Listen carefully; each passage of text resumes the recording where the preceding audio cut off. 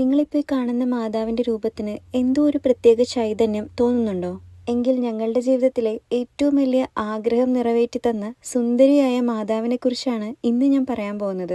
2025 ഫെബ്രുവരി മാസത്തിലാണ് മിസിസാഗയിലുള്ള ഈ saint Alphonsus ചർച്ചിൽ ഞങ്ങൾ ആദ്യമായിട്ട് പോകുന്നത്.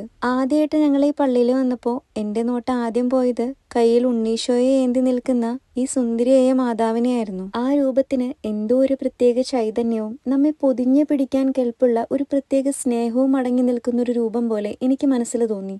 അന്നവിടെ വന്നപ്പോൾ ഞാൻ ആ മാതാവിനോട് ഒരു കാര്യം കൂടി പ്രാർത്ഥിച്ചിട്ടുണ്ടായിരുന്നു. ഞങ്ങളുടെ ജീവിതത്തിലേക്ക് ഒരു കുഞ്ഞു മാലാഖയെയോ ഉണ്ണീശോയെ പോലെ ഒരു കുഞ്ഞിനെയോ നൽകണമേ എന്നായിരുന്നു ആ ആഗ്രഹം. അങ്ങനെ ഒരു 2 മാസം കഴിഞ്ഞ് ഞങ്ങൾ അവിടെ വീണ്ടും വന്ന് ആ സുന്ദരിയായ മാതാവിനോട് ഒരുപാട് നന്ദിയും പറഞ്ഞു. കാരണം എന്താന്നല്ലേ, മാതാവ് ഞങ്ങൾക്ക് തന്ന ആ വലിയ അനുഗ്രഹം.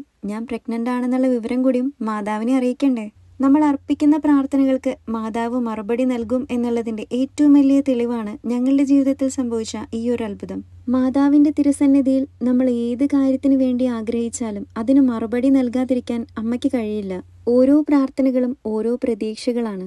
ആ പ്രാർത്ഥന വിശ്വാസത്തോടു കൂടിയാണെങ്കിൽ മാതാവ് നമ്മളുടെ പ്രാർത്ഥനകൾ ഈശോയിലേക്ക് എത്തിക്കും. അപ്പൊ നിങ്ങളുടെ ജീവിതത്തിലും നിങ്ങൾ ഏറ്റവും അധികം ആഗ്രഹിക്കുന്ന കാര്യങ്ങൾ മാതാവ് നടത്തി തരട്ടെ എന്ന് ഞാൻ ആത്മാർത്ഥമായി പ്രാർത്ഥിക്കുന്നു.